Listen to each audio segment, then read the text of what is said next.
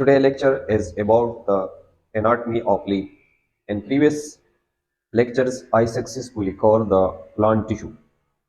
अब हम लीफ की एनाटॉमी को पढ़ते हैं क्योंकि हमने फर्स्ट यूनिट में लेवल ऑफ ऑर्गेनाइजेशन पढ़े थे, तो वहाँ मैंने ये बताया था कि जब टिश्यू आपस में कंबाइन होते हैं तो वो ऑर्गन बनाते हैं।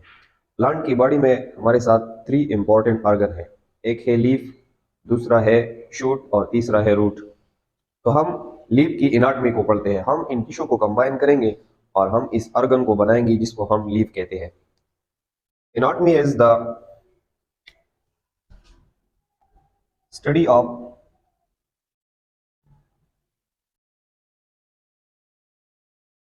Internal structure living organism.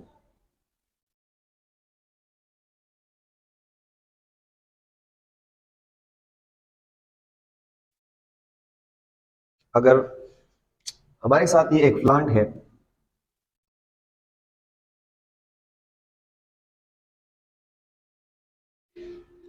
और ये इस प्लांट का है लीफ,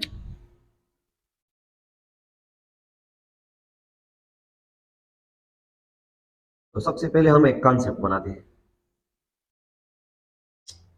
अगर ये इस पौधे का पत्ता है तो ये जरूरी है कि इस पत्ते में कुछ ऐसी सेल्स हमारे साथ मौजूद हो जो इस पत्ते की हिफाजत करे, इसको प्रोटेक्शन जो है वो प्रोवाइड करे।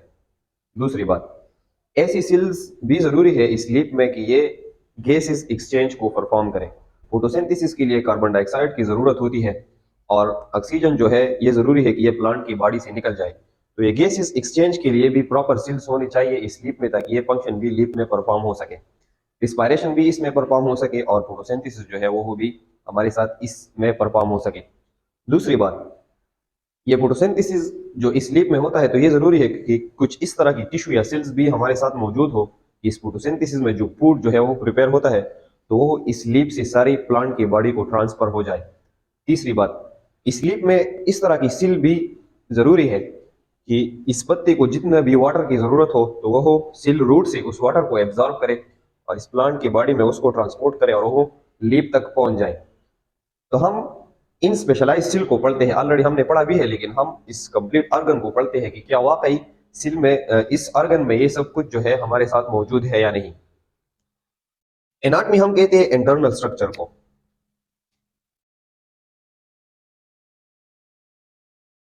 बेसिकली इस टॉपिक का मतलब है कि हम इस इंटरनल स्ट्रक्चर को फिजियोलॉजी के साथ कनेक्ट करें।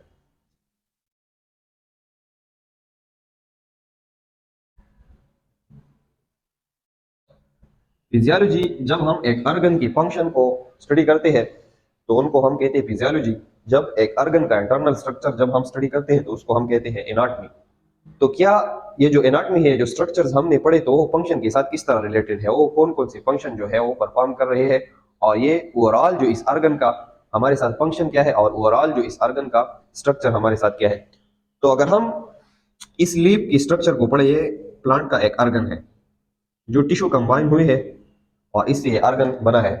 तो हम इस ऑर्गन को कंप्लीटली माइक्रोस्कोपिकली जूम करते हैं और इसको स्टडी करते हैं कि इसमें डिफरेंट जो टिश्यू है वो कौन कौन से है जो डिफरेंट सेल से बने हैं।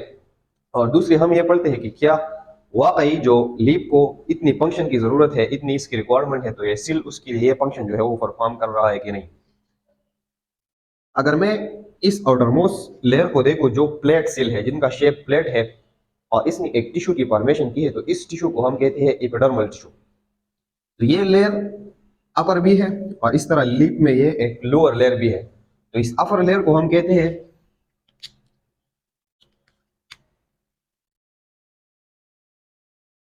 अपर एपिडर्मस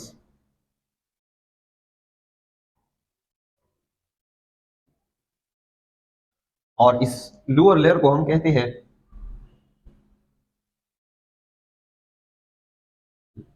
लोअर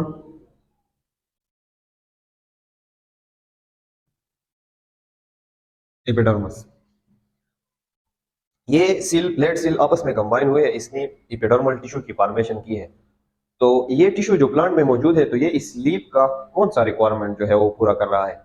ये इस लीफ के लिए प्रोटेक्शन का काम कर रहा है कि इसकी हिफाजत करें। तो ये थी हमारे साथ इसकी इनाटमी, और ये प्रोटेक्शन जो है ये इसकी फिजियोलॉजी है, ये इसका फंक्शन है। इनाटमी को और फिजियोलॉजी को, एपिडर्मल की टिश्यू को ऑलरेडी हमने डिटेल से पढ़ा है। इसी तरह दूसरी बात, अगर आप इस एपिडर्मल टिश्यू को देखें तो ये जो अपर एपिडर्मस है इसने अपनी ऊपर एक लेयर को बनाया है, और इस लेयर को हम कहते हैं cuticle.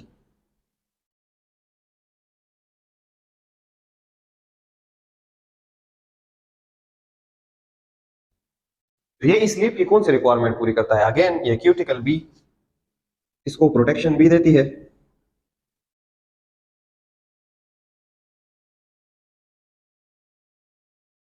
Help to not loss water,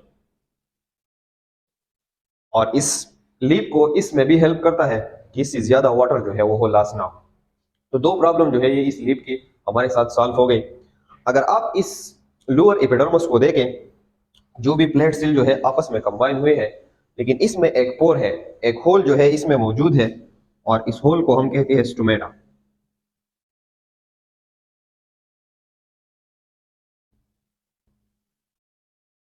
ये एपिडर्मल जो टिश्यू है इसमें स्पेशल सिल्स होते हैं, और इस ओपनिंग को हम कहते हैं स्टोमेटा। ये स्टोमेटा जो है ये टू सिल से बना होता है, और वो सिल होते हैं बीन शेप। इस तरह किडनी शेप सिल्स हमारे साथ होते हैं। तो ये इस प्लांट की कौन सी रिक्वायरमेंट जो है वो पूरी करती है? एक तो ये प्लांट में ये हेल्प करता है कि प्लांट गैसेस एक्सचेंज करे, कि प्लांट की स्लीप को कार्बन डाइऑक्साइड अंदर आए और ऑक्सीजन जो है ये इससे निकल जाए, तो इसको हम कहते हैं गैसेस एक्सचेंज। एक स्टोमेटा का ये काम है। दूसरा, हमने प्रीवियस भी बताया था कि स्टोमेटा में जो ये गॉड सिल होते हैं, तो इस गॉड सिल में हमारे साथ होता है क्लोरोप्लास्ट।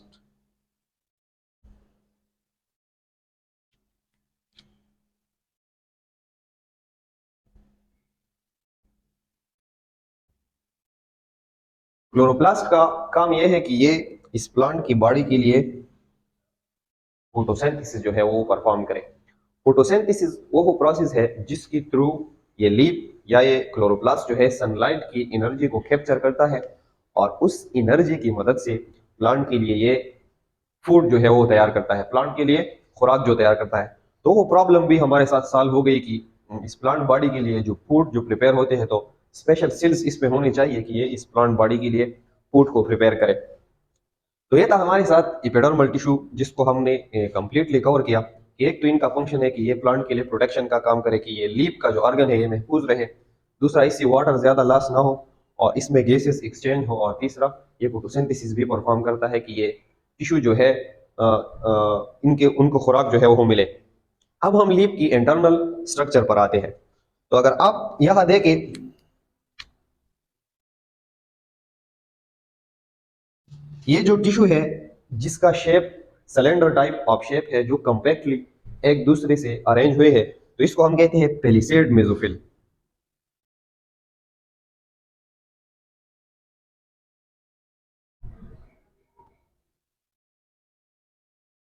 पेलिसेड मेसोफिल जो है ये जिस सिल की कॉम्बिनेशन से बना है, तो उन सिल को हम कहते हैं पेरेन्काइमा। ये पेलिसेड मेसोफिल जो है इसमें भी क्लोरोप्लास्ट होता है, हैविंग क्लोरोप्लास्ट।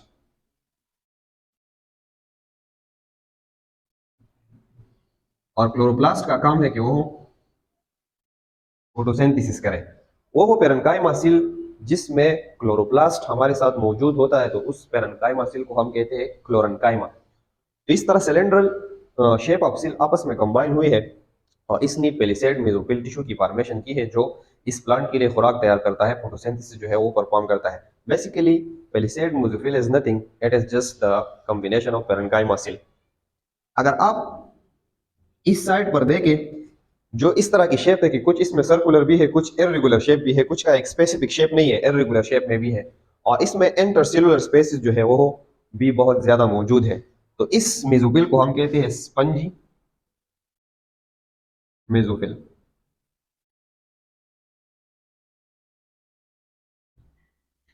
स्पंजी जो मेसोफिल है इसमें भी क्लोरोप्लास्ट होता है, हैविंग क्लोरोप्लास्ट। तो ये भी इस प्लांट के लिए फोटोसिंथेसिस करते हैं और इनके लिए खुराक तैयार करते हैं। दूसरा इसमें होते हैं एंटर सेलुलर स्पेसिस। इन सेल के दरमियान इंटरसेलुलर स्पेसिस भी मौजूद होते हैं। तो ये स्पेसिस इस ऑर्गन को ये हेल्प करती है कि जितना भी गैसेस एक्सचेंज होता है या जितना भी कार्बन डाइऑक्साइड जो है ये आता है, तो ये कार्बन डाइऑक्साइड जो है इन सारी सेल में जल्दी से इन स्पेसिस में डिफ्यूज हो जाए, इनकी डिफ्यूजन जो है वो बहुत ज्यादा जल्दी हो और हर एक सेल को कार्बन डाइऑक्साइड चला जाए ताकि उसमें फोटोसिंथेसिस का प्रोसेस जो है वो परफॉर्म हो सके। तो ये भी वो फंक्शन परफॉर्म करता है। फेलिसेट मेसोफिल भी फोटोसिंथेसिस के लिए फोटोसिंथेसिस परफॉर्म करते हैं। स्पंजी मेसोफिल भी फोटोसिंथेसिस परफॉर्म करते हैं। गॉड सेल भी फोटोसिंथेसिस परफॉर्म करते हैं। Spongy mesophyll is nothing, it is also just the combination of parenchyma cell. वो पेरेन्काइमा सेल जिसमें क्लोरोप्लास्ट होता है और वो फोटोसिंथेसिस करता है, तो अगेन उसको हम कहते हैं क्लोरनकाइमा सेल। ये था हमारे साथ इसकी मेसोफिल टिश्यू का डिटेल। इसकी सेंटर में अगर आप देखें, ये जो हमारे साथ सिल है और इन सिल के दरमियान अगर आप देखें पिट्स है, तो जिन सिल के दरमियान सिल वॉल में हमारे साथ पिट्स होता है, तो इसका मतलब है कि ये जो टिश्यू है ये है जाइलम।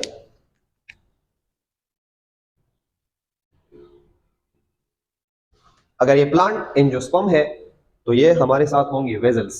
अगर ये प्लांट जिम्नोस्पर्म है तो ये होंगे ट्रेकेट। तो जाइलम का मेन फंक्शन क्या है? ट्रांसपोर्ट ऑफ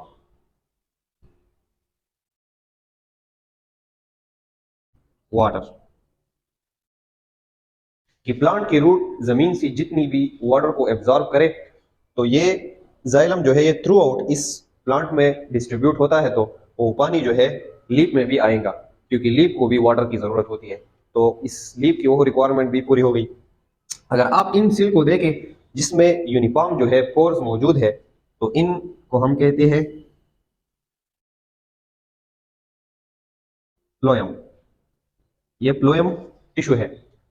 अगर आप इनके पोर को देखें तो ये यूनिफॉर्मली डिस्ट्रीब्यूट हुए हैं। जब ये पोर यूनिफॉर्मली डिस्ट्रीब्यूट होते हैं तो इनको हम कहेंगे कि ये है सीयू ट्यूब। और इसके साथ जो ये सिल रेड अटैच है जिसमें न्यूक्लियस मौजूद है, तो ये होगा कंपेनियन सिल। और ये प्लांट जो होगा, ये प्लांट हमारे साथ होगा एंजियोस्पर्म। फ्लोएम का क्या काम है? Transport of food.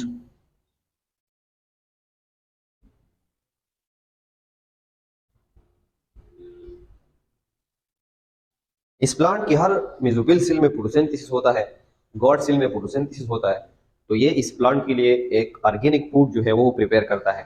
तो ये जरूरी है कि इस लीफ से ये फूड जो है ये सारी प्लांट की स्टीम में भी डिस्ट्रीब्यूट हो जाए, इसकी रूट को भी आए, अदर जो प्लांट की न्यू बर्ड्स की फॉर्मेशन हो रही है तो वह भी ये ट्रांसपोर्ट हो। तो ये फ्लोएम इस फूड को कलेक्ट करता है और throughout the plant body को डिस्ट्रीब्यूट करता है।